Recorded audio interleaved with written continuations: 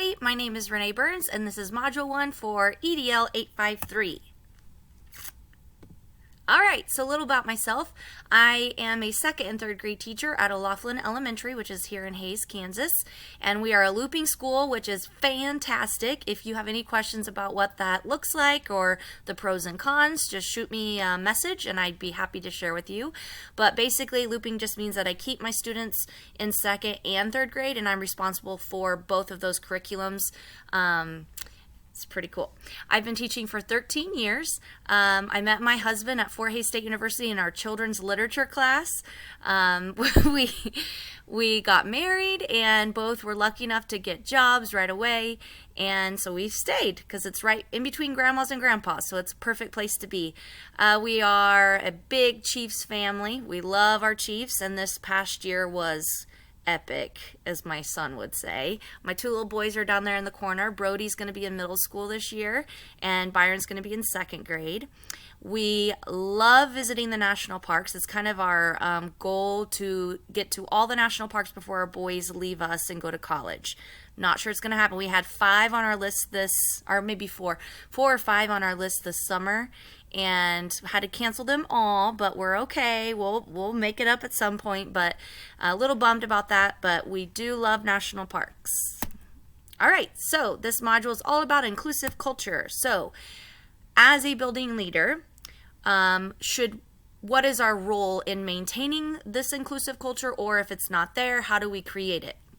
So I feel like we are the main role. As a building leader, it is our responsibility for creating and maintaining an inclusive culture with all of our stakeholders, so not just students. A lot of our resources talked about how to do this within our students, but I think as a building leader, we're also creating that within our staff and with parents, all stakeholders involved here. So the 3 things that came to mind, first and foremost, is as a building leader, I am creating this type of culture through my words and my actions.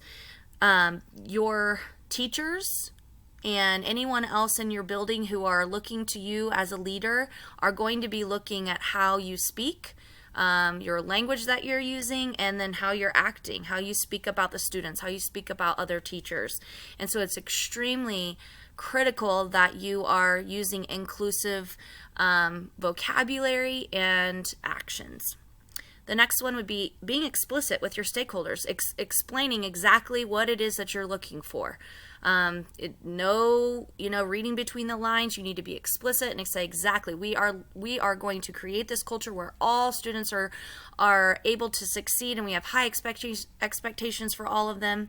So the last one that I thought of is providing the needed resources, not just like documents or training, but human resources. If we need more staff available, time is a huge piece that I feel like is lacking in some places. So providing those necessary resources so that you can collaborate with others, or whatever you're needing to do, that the building leader is there to provide it for you, or find ways that you can fund those things that we're needing through grants or whatever it is, just giving that support so that we can get the needed resources. Our articles provided some information in this area as well. The NASSP TV said that you need to be comfortable having those hard conversations. So they are sometimes awkward and not all that fun in any leadership, maybe not even a building leader, but sometimes just having those hard conversations, once they're done and over with, you've grown, and usually you walk away feeling like you've made progress. So being okay having those courageous conversations, understanding and supporting the deficits, that's huge. Not only in your classroom, but as a building leader, you're looking at maybe staff deficits, student deficits. You need to be looking holistically at this, and then raise every student beyond their own expectations, customizing programs for each student. And that one I find interesting. I know like a lot of teachers don't necessarily do this, like, enriching the curriculum, every student. So if it's a gifted student, if it's a quiet, shy student, if, like whatever it is, that every student should have kind of their own customizable program that we're all working towards. And then collaborating to find solutions. All right, supporting advocacy.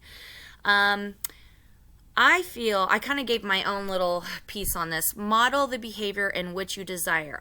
That is like my mantra that I live by. If you're wanting a specific behavior, you're modeling it, you're rewarding that behavior that you want. So I'm a huge believer in, if you want positive, you've got to focus on the positive and reward that positive. Be genuine and vulnerable with all stakeholders. I think it's so powerful for building leaders to show weakness, and say, I'm not sure. Let's problem solve this together. I think that's huge. So that's a big one as well. Building relationships, taking the time to listen, working hard to problem solve. And then one thing we're doing within our building this year, I'm really excited for. A lot of other places call it their houses, but it's kind of this vertical layout of like, I'll have a nest within my classroom, but it will be K through 5. So I'll have maybe 2 kindergartners, 2 second graders, 2 first graders, 2 third, 2 fourth, 2 fifth, and that will be our own little family, and we live within that nest. And all of those activities that we're doing within our nest are going to be social emotional activities. So that's a huge one I'm really excited about. And then we utilize Seesaw to increase our positive interactions. And that's usually going out to parents. And so communicating with parents, not just about the things that we're working on, but celebrating the things that we've worked hard on, and just increasing those positive interactions. Okay, so plans and strategies. There was lots of great information within our resources that were provided through this. So one of the things that I thought was I needed to like bold it and make it huge was inclusion is a belief system, not a set of strategies. I love that. So some of the strategies that you could do to support an inclusive environment would be heterogeneous and cooperative group arrangements, individualized approaches for curriculum, assessment, and instruction, offer creative ways of learning. We're really moving away from that rote memorization. So thinking creatively, innovate ways of learning. All stakeholders involved in the design process, and then staff facilitates content and social learning. I think it's a huge mistake if you plan 10 minutes of a social learning activity a day. That should be an ongoing thing that you're doing all day long simultaneously with your content. So, and then down below is all of this occurs simultaneously and naturally. All right, continuing with plans and strategies. Value what each child brings. All students can achieve. Establish a respectful class climate, plan for everyone to participate and achieve, and take the community approach. This is my class for Thanksgiving, and it was perfect picture for community approach. We really value that in my classroom and also in our school, but that's one of the things that I'm really proud of that I do feel that I do well in my classes. We really do value everybody's strength. Everybody is strong in certain areas. Everybody is weak in certain areas. And we know it's okay to fail. And there's just so many great things in this picture. I love it so much. Okay, plans and strategies continued some more. Academic support systems. Preparing teachers. That's a huge one. Integrating student bodies. I feel like we do that a lot with our nests that I was talking about earlier. So integrating within your groups, and then adjust ranking calculations was a suggestion, and then creating a space for discussion.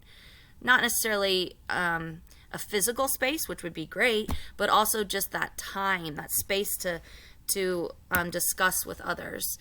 Changing the negative assumptions. Building relationships is number one on that. Some of the resources said that send staff research-based articles that focus on respectful school cultures, and they listed some of wonderful resources that we could look at. Discuss the need for an inclusive school culture at faculty meetings. An inclusive school includes acceptance of all students regardless of gender, race, religion, and sexual orientation. That was like really fast, and I know I went over my time, but here are my references. I can't wait to learn from you all. I see some familiar faces out there already on our communities. I look forward to this month. Everybody take care.